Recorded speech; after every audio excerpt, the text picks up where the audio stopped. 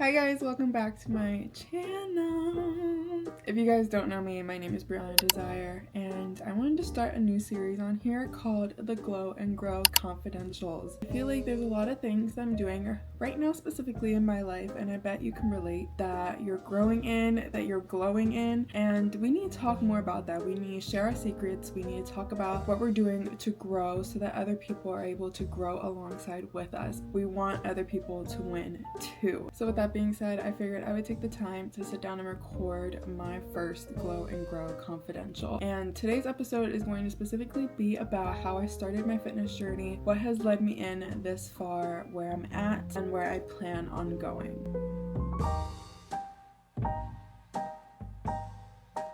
So let me first start by saying that my introduction into fitness was kind of organic as a child. I had a dad that ran track. I had a sister that played soccer. We just grew up in a family where we tried sports, and so I did a little bit of basketball, I did track and field, did cross country for a year, but they were never things that I truly enjoyed doing. I enjoyed the thrill of sportsmanship, but I didn't really enjoy sports or being competitive. My dad always liked to joke that I hated to sweat, but it wasn't necessarily sweating. It was more like, what am I sweating for? You know, like there was just no passion about why I'm sweating. So fast forward years into doing sports, I eventually quit junior year of high school because I wanted to graduate early. I put in all of my focus into academics. I went straight into college after I graduated high school a year early, and then I met my fiance and we had a kid. I got pregnant with my son in 2021, right before I turned 21. I turned 21 when I was 7 months pregnant with him, and then I had him in January of 2022. That's kind of like a very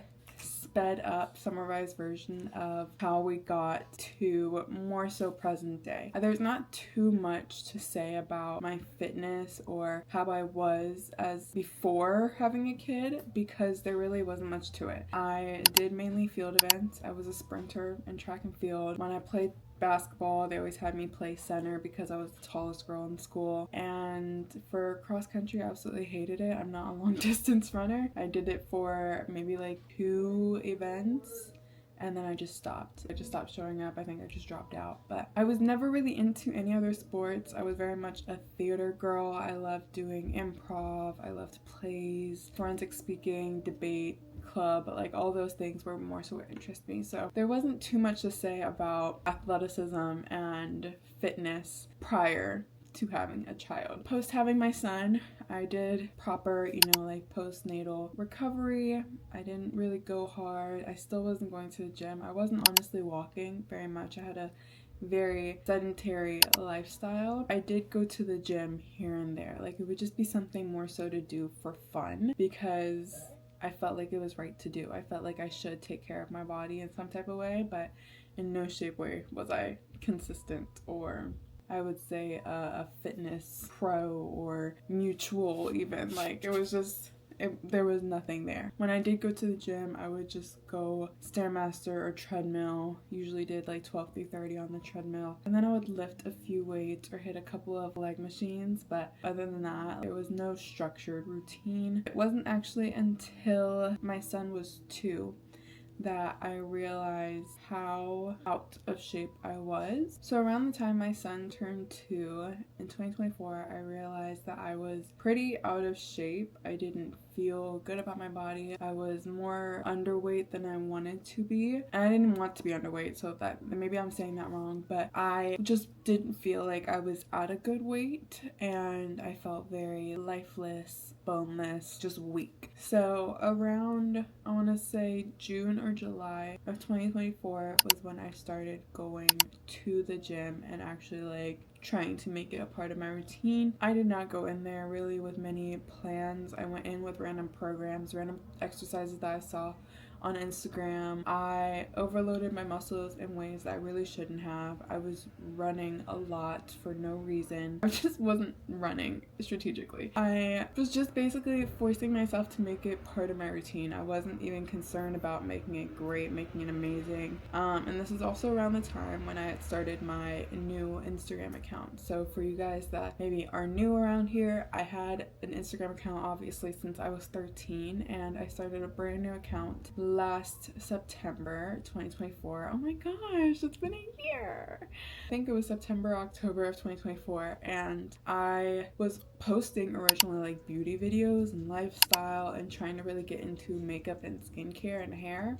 Honestly, it just wasn't fueling my passions again. Like, thought I wanted to do it for like, you know, the products and the PR and to express myself in that type of way, but the more and the more I got myself in the gym and made it a part of my routine, the more it just naturally became a part of some of the content I made. And then I wanted to make just content for fitness, and I feel like and now it's literally just fitness. You really find rarely any skincare or anything unless it's a get ready with me. I'm happy with that. I was in the gym just doing whatever, just do whatever, right? And then in January of 2025, my New Year's resolution was to quit vaping. I had been addicted to vaping since 2015, so it was time for me to give her up. So I quit nicotine, and that really, really jump-started, I think, my time in the gym. I really just needed to be able to sweat out the cravings. I needed to be able to have that outlet. I would go to the gym at 10 p.m. because I was having cravings and I just needed to sweat and run and go on the elliptical or do the Stairmaster or lift some heavy weights. And that's when I really started learning about weightlifting. And then I would just say since then it's just been like a constant learning process, just finding out what works best for me. Between January to I want to say May-ish, I was really trying to figure out like what does my body really benefit from, what does my split need to look like. I started 75 hard in March of 2025 and I ended in June of 2025, and then June came post 75 hard, and I feel like I was still going to the gym, but I just wasn't being as smart about it as I was with 75 hard, for instance, with my eating, with making sure that I was going to the gym consistently, because I think post 75 hard I was maybe going 3 times a week, if that, which is still fine, but the goals I had set in my head and the way that I went from twice a day to 3 times a week was kind of insane. I started eating like crap again because I was on such a strict diet for 75 hard. Yeah, it just didn't look the smartest. And now here we are, it's September 2025, and I feel like I'm now like coming into where I'm supposed to be. I'm in the position that I'm supposed to be in. I started my CPT program in July, which has been super fulfilling, and learning how to personal train, learning more about nutrition, learning about postural assessments and fitness assessments and performance assessments, and how to create exercise programs, and more about the nervous system and bodily anatomy and kinesiology. Like, there's just so much that I'm learning about right now, and it just feels good to be at this point where I feel good in the gym. I feel good about where I'm at, like with my body image, my life, my routine, and now I just get to lock in and really make sure that I'm pushing for my goals, pushing for the things that I want, lifting those heavier weights, being consistent, remaining disciplined, and reminding myself to track. That's kind of what I'm doing right now, is just trying to learn how to track my process and my progress more. So tracking it with videos and with actually posting and vlogging for you guys, but also for my camera roll and organizing and making sure that I put before and afters and looking at before and afters. And on my Notion, I'm doing weekly check-ins, so I'm putting in measurements, weights, pictures, all these things. So it just feels really good to like have all this set down. I would say that is how we have gotten here. So a few pieces of advice I would have for anybody that's wanting to start in their fitness journey. Number 1 is just start. It doesn't have to look perfect. It doesn't have to be clean. It doesn't have to be beautiful. It doesn't have to be aesthetic. I think the best starts are the ones where you do it even though you don't want to. I know it's so much easier said than done. Like, you're not gonna want to do it, so you're not going to want to do it, but you have to. Like, if you know what your goals are, if you know that you have something that you want to get done in mind, you just have to get up and one day say, like, okay, it's either one day and every single day is going to continue to pass, or today can be day one, you know? And again, day one doesn't have to be perfect. It doesn't have to be 100%. It doesn't have to be aesthetic, but starting is literally the hardest part. I would even say, like, number 2, but kind of like a sub to number 1, is to find your why reason and to hold that so close to your heart. Put it on your vision board, put it in your closet, put it on a mirror, put it on post-it note, tattoo it on your skin if you need to. I don't care. Having that why of, like, what am I doing this for? What is the purpose of me showing up every single day? What am I trying to get out of this? How am I proving something to myself? That was really what kickstarted me. Like, just working out because my body looked a little limp and stuff in June of 2024. Sure, that was cool, and yes, I'm glad I just started, but it wasn't until January of 2025 when I quit my nicotine addiction that I was like, this is what I'm doing it for. I'm doing it for my health. I'm doing it for wellness. I'm doing it for longevity of life. I want to be a healthy mom. I want to be an active mom. I don't want to be out of breath when I carry groceries and my kid upstairs. There was just so many functional whys that I even had to my whole why reasoning. So having that why, sitting down, writing it out, putting it on something somewhere around you where you see it often, and just starting. Like, just get up and start. And if you aren't ready to start right now in this very moment today, prepare yourself for tomorrow. I think that's also a thing that has really helped me in my journey specifically that I don't talk about a lot. I don't give up. And I think a lot of people these days are very easy to give up. It's very simple to just say, hey, this isn't working for me. I'm lazy, I'm tired, I'm bored, I don't want to do this anymore. And just to stop and be okay with stopping, because you're not getting instant gratification out of fitness half the time, you know? Like, this is a long-term journey. Something I always told myself was, like, if I'm not gonna give 100%, I might as well give 20 or 10, you know?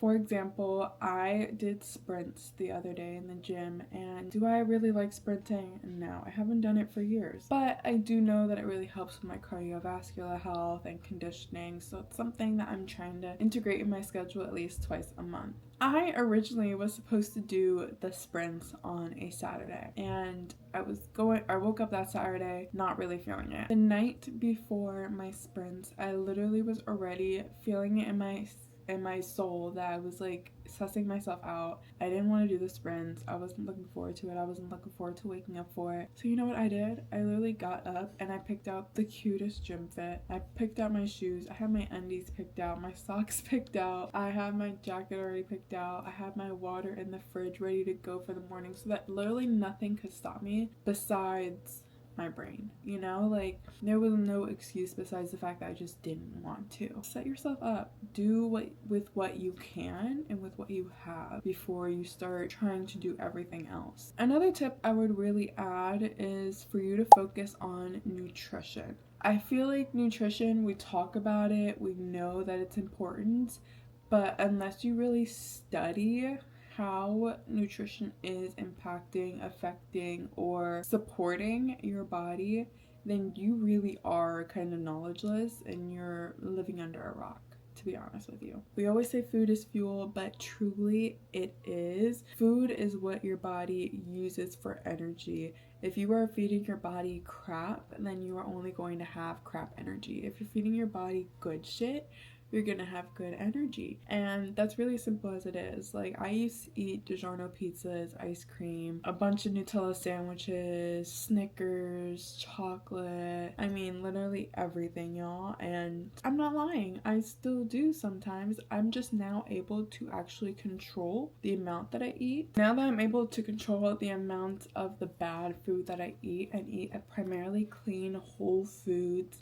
high protein full carbs, full fat diet, I have never felt better in my skin. My skin has also cleared up a ton. I feel like I'm radiating more. I'm able to build muscle. I'm able to recover easier. I'm able to sleep better. And all in all, I just feel like my body has what it needs to get through the day. I used to always be tired by noon. I wanted a nap. I needed a nap. I honestly, now thinking about it, I used to nap almost every single day after my son was born. And yeah, postpartum, it's fine. Like, I was breastfeeding, I had to recover and, you know, nap from those things. But when your kid is 2-3 years old, there's really no reason for you to be napping with them unless you really need to. But I just really didn't have the energy to like continue going through the day. Like, it was like I needed the nap more than he needed the nap. And now that I'm fueling my body with proper nutrients, proper macros, proper micros, my body is actually able to keep me sustained through the day and for the things that I want to be able to do. And I'm also able to gain muscle and help with muscle protein synthesis much better when you're eating foods that are whole versus ultra processed, because that's most foods that are on the market right now. They're more than just processed foods, they are ultra processed. If you read the backs, which I know for some people can be intimidating, but I really highly encourage you do, and you get familiar with the nutrition label, with the ingredients list, with what things are, because things are not just processed anymore. It's not just minimally processed. Like, things are ultra processed to turn into mush, to be addictive, to be savory, to keep you obese and keep you in this unhealthy diet because it really feeds the company. Just think about that. Like, are you fueling the company that you're buying from, or are you fueling your body? And I would prefer to fuel my body and feel great and show up as the best person that I need to be for the people around me, for the life I want to have, for the life that I'm living currently. That was most important to me. So before everything else, and you can work out, you can do the whole thing, because you can lift heavy, you can PR as many times as you want, but nothing truly changes your body as much as nutrition does. And so I highly recommend, if you haven't gotten serious about your nutrition, please do. And this isn't even like a get on a diet conversation, because that's not what I'm saying at all. But maybe you do need a diet out the ultra processed food. You do need a diet out the sugar, because it's not supposed to be a thing that you're having every single day. It's just not good for your bodies, I promise you. And I know, like, you're young, you have time, but the day goes and the day comes and the day goes and the day comes and the day goes. So just think about that. My last tip would be to figure out a routine that actually works for you. I do have a video on my channel about building a daily routine that works for you, your goals, and your life. So if you want to watch that, it will be up here, I believe. Having a routine, not only in the gym, but for your daily life, is going to be so beneficial for you in the long run. But also, when you have exercise and fitness in your routine as a non-negotiable, blocked off time is set, there's really, again, one less barrier for you to get the workout done. It's just now about showing up, and showing up as much and as good as you can. Like I said, you're not going to be able to show up and give 100% every single day, but if you know that you have an arm workout and maybe you're feeling like ass, give 50%, give 30%. Like, the least is still better than nothing. I always tell myself, and I told my mom this, and I'll probably tell my clients this all the time, so I'll tell you guys this too. If you don't feel like going to the gym, usually what I say is like, go for 5 minutes. And when I don't feel like going, I head straight for the treadmill and I'll walk for at least 5 minutes. If after those 5 minutes I feel like I still don't want to be there and I'm angry or I'm too upset to work out, I just leave. Like, I'm not going to force myself and be upset with myself, because I still tried. I still gave it my all, even if my all was that 5-10% of just making it to the treadmill and walking for 5 minutes. 90% of the time, I'm just glad that I made it there. I needed to move my body. I'm in the zone. I got my music hooked up. I know what I'm getting ready to do in the gym. So after those 5 minutes on the treadmill pass, I'm staying, because I've already gotten over the big hurdle, which is getting to the gym, making that time in my schedule and staying disciplined to the time that I had set. So that would be the biggest piece of advice I think I have, is like really setting that time in your schedule for fitness, whether it's 15 minutes, 30 minutes, an hour, 2 hours, whatever it may be, but have that time in there and then give yourself 5 minutes to start.